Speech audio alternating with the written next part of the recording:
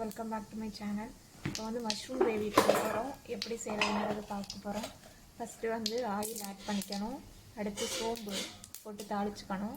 அடுத்து வந்து பட்டை கிராம்பு இதெல்லாம் போட்டுக்கணும்.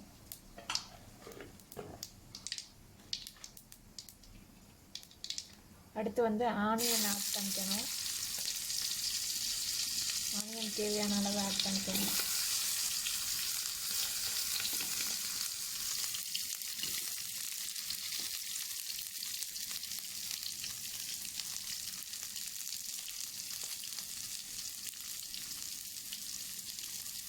ஆனியனும் கார்லிக்கும் போட்டுக்கணும்.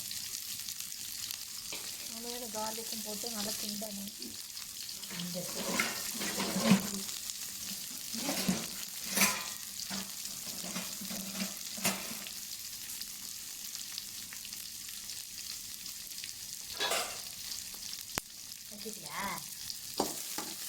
தக்காளி ஆட் பண்ணிக்கணும். ஒரு வெங்காயம் ஒரு தக்காளி ஆட் பண்ணிக்கிட்டு வதக்கணும்.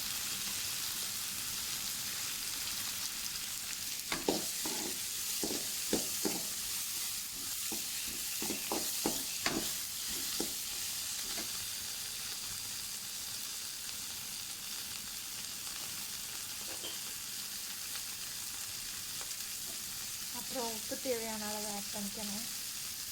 மஷ்ரூம்க்கு வந்து உப்பு கம்மியாக ஆட் பண்ணிக்கிட்டாவே போதும், ரொம்ப ஆட் பண்ண வேண்டியதில்லை.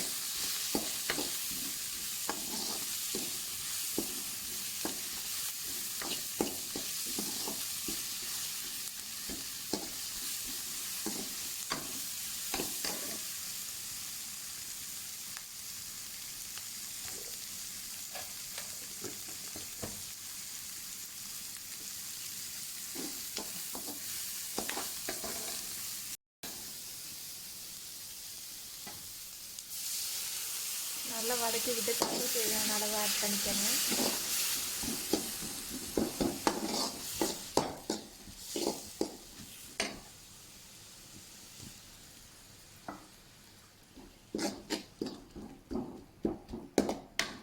½ டம்ளர் தண்ணி ஆட் பண்ணிக்கணும்.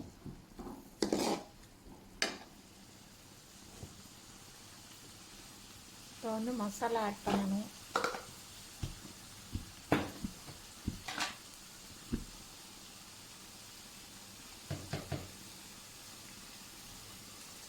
Chilli powder and coriander powder ரெண்டு ஆட் பண்ணணும்.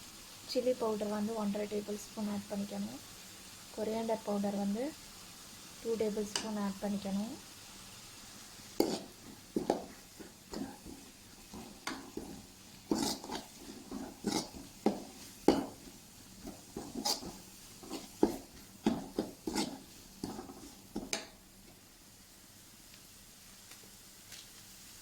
அடுத்து வந்து மட்டன் மசாலா ஆட் பண்ணோன்னா அந்த கிரேவி வந்து மட்டன் டேஸ்ட்டில் இருக்கும்.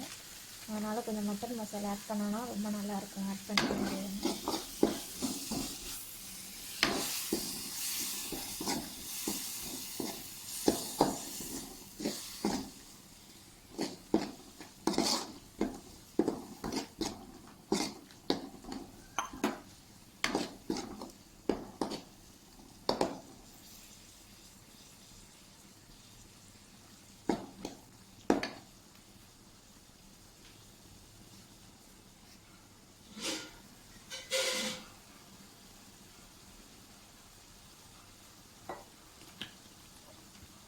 இப்போ வந்து காளான் ஆட் பண்ணிக்கணும்.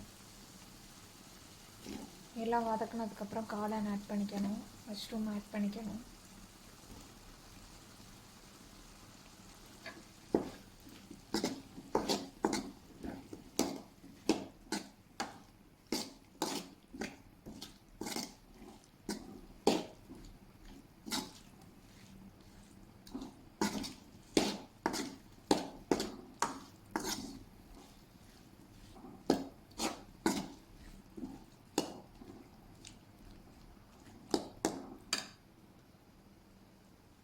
இப்போ சுவையான திக்கான மஷ்ரூம் கிரேவி ரெடி ஆயிடுச்சு.